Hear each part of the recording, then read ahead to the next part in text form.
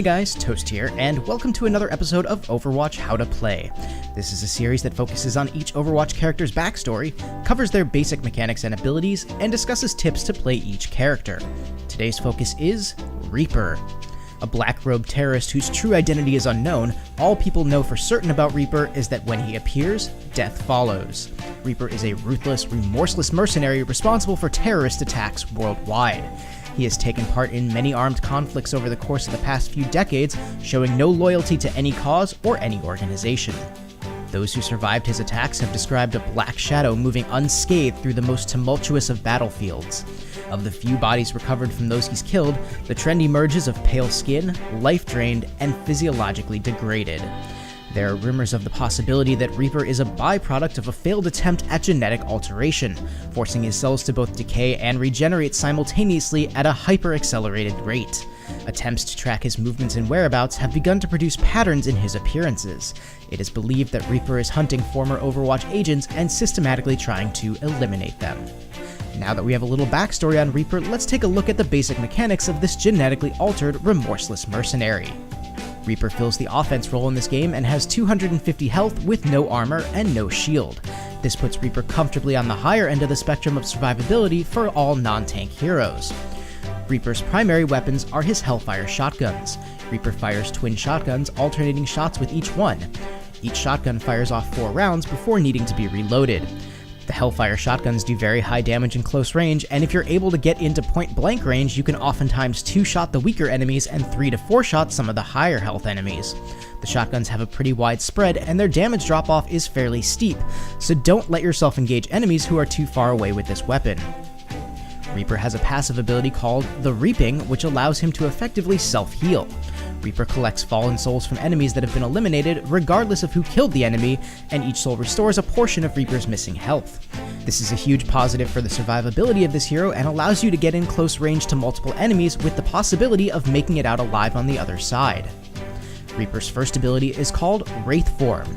Reaper becomes a shadow for a short period of time, and while in this form he takes no damage and is able to phase through enemies. While Reaper is a shadow, he's unable to fire his Hellfire shotgun or utilize any other abilities. Wraith Form is a very handy ability and can be used as either an initiation or an escape. If you plan to use it for an escape, keep in mind that your movement speed is not altered in any way, so enemies who are faster than you will still be able to close the gap on you should they choose to pursue. Wraith Form lasts for 3 seconds and has an 8-second cooldown, so if planned well, it can be used both to get in and out of the same fight. Reaper's second ability is called Shadow Step. Reaper marks any standable destination within a certain distance, disappears, and then reappears at the marked location. This is Reaper's flanking ability, and if done from a conspicuous location to another conspicuous location, Reaper can get behind the entire enemy team without anyone noticing.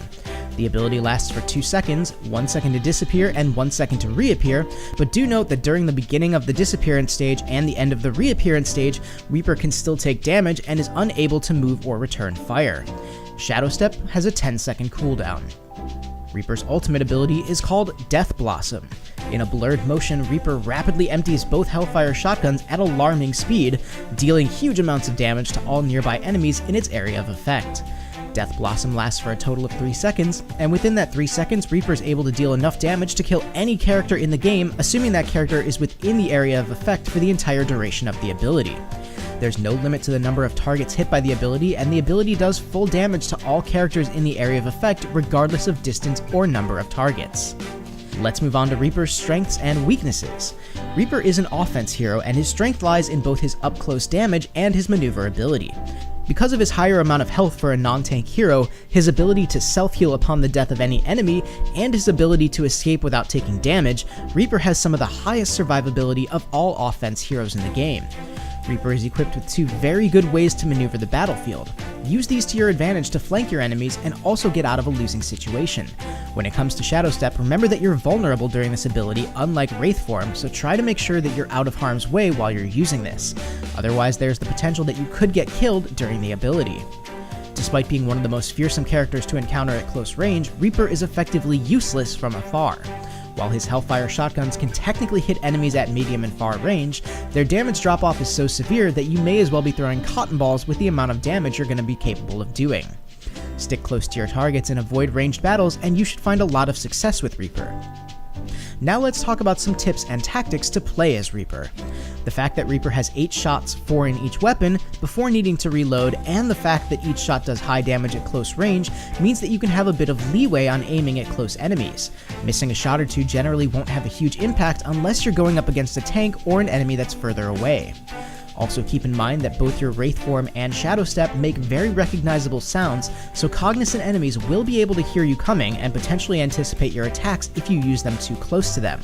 Try to keep yourself out of wide open situations where Hanzos or Widowmakers may be lurking in the background. One well-placed shot from either of them is enough to take you down, and because your ability that grants you immunity doesn't increase your speed, and your ability that grants you quick relocation doesn't grant you immunity, closing the gap on enemies that know where you are can be a challenge. Reaper is one of those characters who's capable of taking out an entire enemy team with just one well-timed ult. If you're able to use your other abilities to get behind the enemy team and use your ult before anyone realizes you're there, you have enough element of surprise to do really high damage and kill all of them before they can counter you. That said, be careful when you're using your ultimate, particularly against characters that have interrupts like Roadhog's Chain or Mei's Freeze. While you're in your ultimate, you're not immune to these interrupts, and if they catch you during that time, you're as good as dead in most situations. But that's going to do it for today's video. I hope you guys enjoyed. Let me know in the comments if you feel better equipped to play Reaper now, or if there's some aspects that you feel that I missed that you want to share. If you liked the video, please leave a like, and if you want to see more content, please subscribe and follow me on Facebook and Twitter, links in the description below. Thank you guys so much for watching. This is Toast, and I'll talk to you soon.